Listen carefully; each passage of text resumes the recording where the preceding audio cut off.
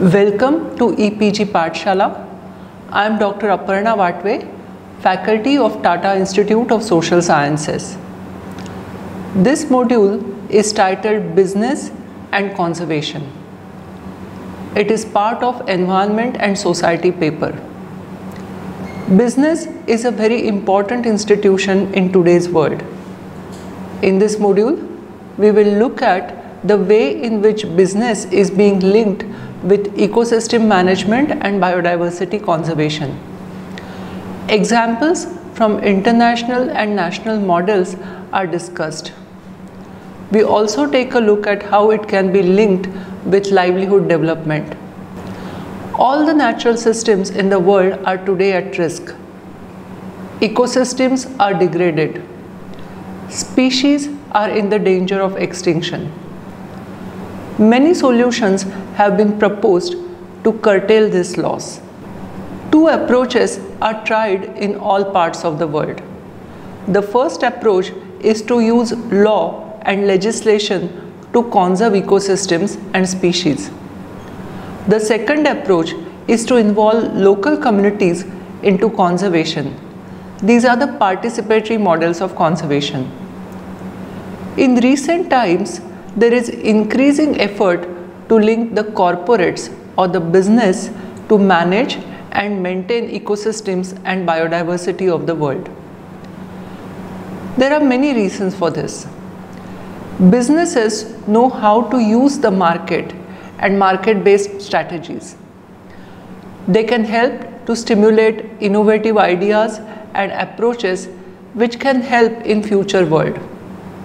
At the same time, in the running of the business, environmental protection and economic growth can become integrated. The concept of ecosystem services has been discussed elsewhere in this paper.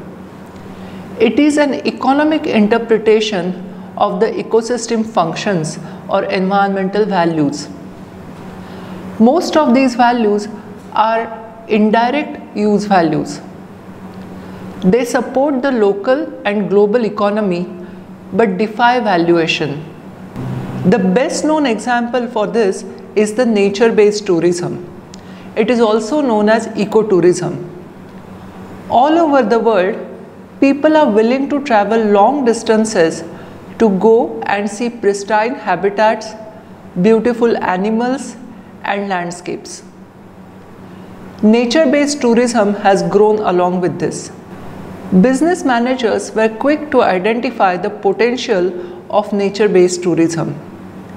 They were happy to invest in this as a business because this could be linked to conservation, sustainable management, in addition to making money. In many areas, the tourism operators, the tourism businesses have contributed towards management of ecosystems in such a way that it encourages tourism for the future. There are very clear economic gains by developing ecotourism as a business. In addition to that, it also supports biodiversity. Affluent or rich consumers are well aware of the environmental degradation. They are concerned about nature. Today, they demand products and services that are created in sustainable manner. Demand for organic food has increased in the past decade. Sustainably harvested timber, wood, medicine are in great demand. People are willing to pay higher prices for organic or sustainably harvested products. In response to this, there is a great growth in the eco-branded or environmentally friendly or green businesses. In India, several food products are sold under the label Ayurvedic, traditional medicine or organic. Surveys have shown that people are willing to pay for this and for the conservation of ecosystem which is producing these products. They are ready to pay for conservation even in foreign countries. They may not ever visit the area or ever see the species for which they are donating to conserve. But still they are ready to spend the money. So far, willingness to pay money was generally converted into donations or charity. Many organizations in India and other countries try to raise funds for conservation of nature. The best example is the fundraising to save the tiger. Donor agencies in America and Europe are able to raise millions of dollars for saving the Indian tiger. Saving the rainforest, saving different types of mammals have all attracted charity from people. Donations or charity are very different from the business model of conservation. A business model is run by corporates. Today, companies understand that there is a competitive advantage to be gained from conservation of ecosystem services. It can be even made profitable. Different kinds of efforts have been generated by this understanding. They are all business models. Typically, companies first try to distinguish themselves from their competitors. They try to win the favors of the consumer by supporting environmental cause. They try to associate their product and services with environment or natural environment. It is very common to see advertisements in which bottled water shows also beautiful landscape of Himalayas, mountains, rivers and clean areas. This draws attention of the consumer. Other companies always report the kind of impact that they are having on the ecosystems. Annual reports of companies show how many plantations they have created, the kind of restoration work they have undertaken, and the kind of social issues that they have tackled. Many companies subscribe to voluntary schemes that certify business compliance with environmental performance standards. New business models are developed to deliver environmental benefits. Good leaders can find opportunities in ecosystem markets and invest accordingly. There are also other reasons why businesses can invest in ecosystems. In many areas, government has imposed regulations on the companies which lead to environmental management. At the same time, there are tax incentives for conservation of environment. Nature conservation today is demanded by foreign investors, shareholders, and the local communities. Market is one of the most powerful human institutions. But market-based economic growth is the very cause of environmental degradation. Market has always treated environmental goods and services as free for use. There are many reasons why this market has to be mobilized to conserve ecosystems. It can help to capitalize on the strength of the business principles. There is a potential to create value from conservation, and there is a need to address the weaknesses of the market which have led to the ecosystem degradation. To do all this, we need to think very differently about business as well as environment. Typically, environmentalists treat business as an evil. It requires willingness to have a more open approach to business, market and economy. Business and market can be friendly to ecosystem conservation, but there are many challenges and opportunities in this process. Companies invest in conservation because it can help protect their business. They can demonstrate high environmental standards throughout their operations. Investors and shareholders can also be careful about the companies which impact environment. Companies that invest in ecosystems quickly learn how to integrate conservation in their regular operations. They can even advise government on cost-effective and business-friendly options for the environmental protection. Corporates can engage in environmental protection in different ways. Conventional view is that private sector should reduce or refrain from environmentally harmful activities. This can be done through environmental assessments and mitigation. Promotion of cleaner technology, mandatory emission standards, voluntary commitments can help protect the environment. In this view, business is creating problems and solution is to force the business to stop doing harm. Environmental impact assessments and mitigation planning is mandatory in India for most projects. In the second view, business can pay for environmental conservation as a part of their social responsibility. Indian government has made it mandatory for companies to develop and act on corporate social responsibility. This includes taking actions for improving environment. Corporate social responsibility measures are in addition to the mitigation of impacts of the project. The third approach is for ecosystem conservation to benefit from market-based approaches. According to this approach, sustainability should be profitable in its own right. Green business is one way of doing it. In some cases, it involves production in biodiverse developing countries and sale of products to consumers in developed countries. Unfortunately, many consumers are confused about the social and environmental cost of the product that they are going to buy. Green certification provides an answer to the confusion of consumers. Use of eco-labeling and certification scheme is the most effective way. Eco-friendly labels distinguish products and services by their social and environmental performance. Consumers select such green branded products. A number of certification schemes are recognized by consumers. The words green, eco-friendly, organic attract the consumer. Fairwild Standard and Certification Scheme is managed by Fairwild Foundation. A product which has Fairwild certification has ingredients which are sourced from the nature in a sustainable manner. They have followed all the rules and regulations.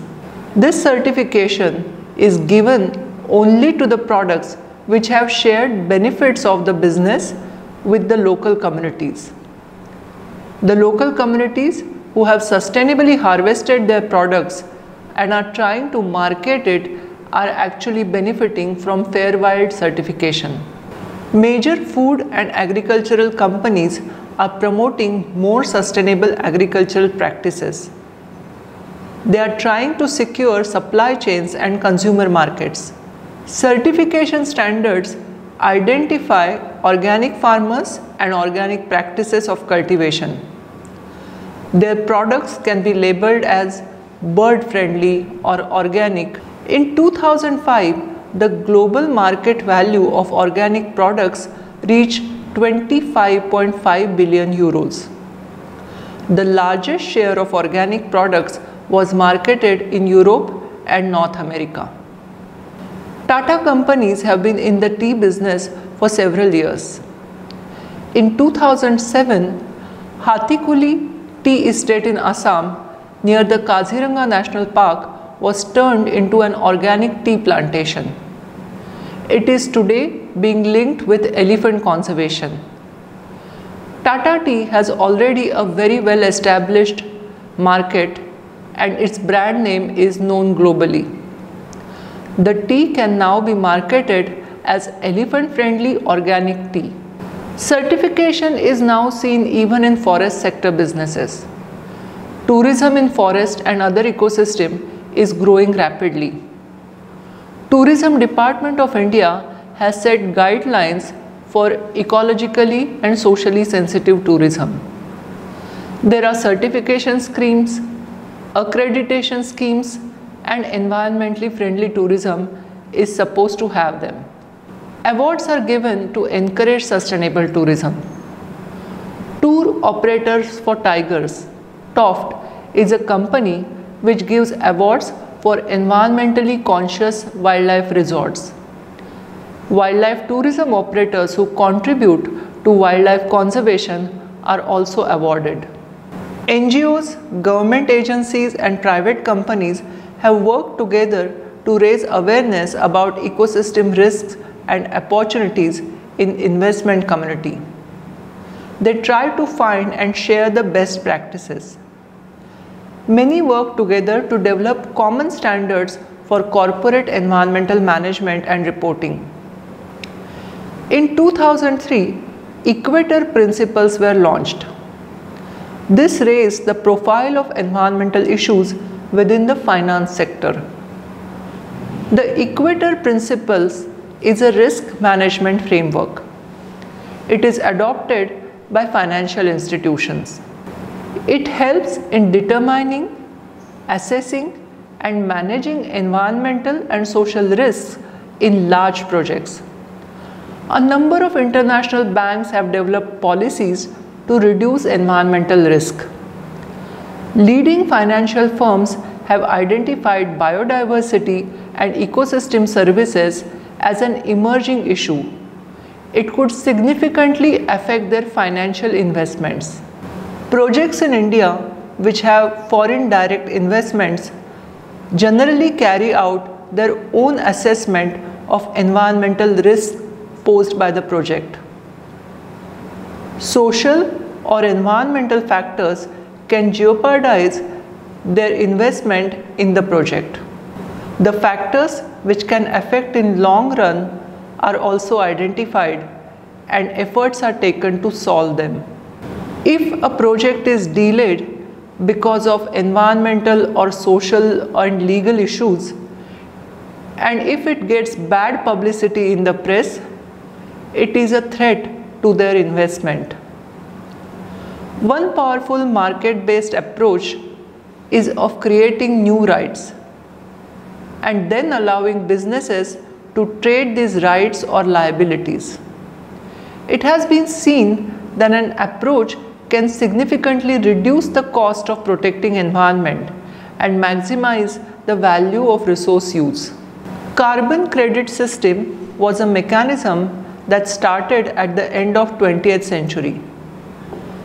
By that time, people were aware that industrial activities are leading to global warming. Carbon credits allow government to regulate total tons of carbon dioxide emitted by a company.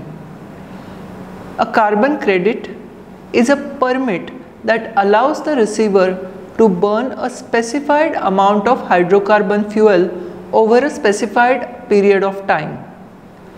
Credits are granted to companies or other groups that take action to measurably reduce the carbon emissions. It is basically a financial instrument. Credits are awarded to countries or groups that have reduced greenhouse gas emission. Carbon credits can be legally traded in international market at their current market price. A carbon management program ideally includes internal reductions. A business can try and reduce its energy requirements. Travel by the people and waste created can be minimized. But sometimes all this does not lead to reduction below the emission control levels. In this case, a carbon offset program can actually help. There are some projects that reduce carbon emissions. Wind farms, plantation projects, forest conservation programs help in reducing carbon emissions. Carbon credits generated by such projects can be purchased by a company which needs to emit carbon. The credits are registered to ensure proper functioning. Trees of Future is an organization which works to reduce greenhouse gas emissions. They plant enough trees to reduce emission by 1 ton and get a credit. If a steel producer is expected to produce 11 tons but has a quota of only 10 tons of carbon, it can purchase the carbon credit from the environmental group. This system tries to balance the carbon emissions. Carbon offsetting can fund projects of renewable energy, forestry, and conservation of nature. A carbon trade is an exchange of credits between nations. The carbon trade originated with Kyoto Protocol in 1997. It was intended to reduce overall carbon dioxide emissions to 5% below 1990 levels between 2008 and 2012. International Panel on Climate Change (IPCC) supports this market-oriented mechanisms. A separate clean development mechanism also exists for developing countries. This issues carbon credits called certified emission reductions. These are issued by supporting sustainable development initiatives in the developing countries and can be traded in a separate market. Another way of conservation is by biodiversity trade-offs. In the United States, law requires no net loss of wetlands and conservation of habitats for endangered species. Regulations require both public and private developers to compensate or mitigate the loss of natural habitat. Suppose a developer destroys a habitat, then they have to help protect or create a habitat somewhere else. Biodiversity offsets are defined as conservation actions designed to compensate for the impacts on biodiversity. They can be taken up by mining or processing industries. An offset is a form of protection or ecological restoration. It is less mitigatory and more compensatory. Rio Tinto is a large mining company. It has invested in mining all over the world. But mining is one of the most harmful industries. It leads to degradation of large areas. This leads to biodiversity losses. Rio Tinto compensates for biodiversity loss by spending money on protection of biodiversity restoration in other areas. Many have severely criticized this approach. It is seen that in this approach, legitimate uses of biodiversity by the local people are stopped. At the same time, destruction by mining continues. Very often, this is dubbed as green grabbing. Conservation agreement is another way of protecting biodiversity. In some areas, government actually gives subsidies and tax incentives to people who are willing to conserve ecosystems on their own private lands. Conservation agreement is a contract between a landowner and a conservation organization. The landowner agrees to protect part of his land for conservation. The conservation organization pays him and helps him to manage the area. Conservation agreements have been recently used by Applied Environmental Research Foundation in India. Small farmers in about 20 villages in Pune, Ratnagiri and Sindhudurga districts have now entered into conservation agreements with this NGO. About 600 acres of forest land has been secured. Under the agreements, farmers are getting financial and technical support to use and protect the forest land. The landowners continue to own and use their land. They can pass it to their next of kin, but all the time they continue to receive financial benefits for conserving their habitats. The business can operate only under certain conditions. The legal liabilities and social norm need to be very clear. Property and use rights about land and water also need to be very clear if a business has to function successfully. Government taxes, subsidies and regulations as well as voluntary commitments need to be understood. Government and NGO will always continue to play a key role in ecosystem service management. Market-based mechanisms cannot succeed without effective environmental regulations and equitable governance. There is a constant need that citizens keep a watch and are vigilant about whether the business and the government are actually keeping their promises. In this module, we looked at a very different approach of conservation. We tried to understand how business and various business or market-based models and strategies can be employed for management of environment. This is a very large topic. You can read more about it in the essential readings which accompany this module. You can also read the e-text which is available on the internet. I hope you like this module. Look forward to seeing you again. Thank you.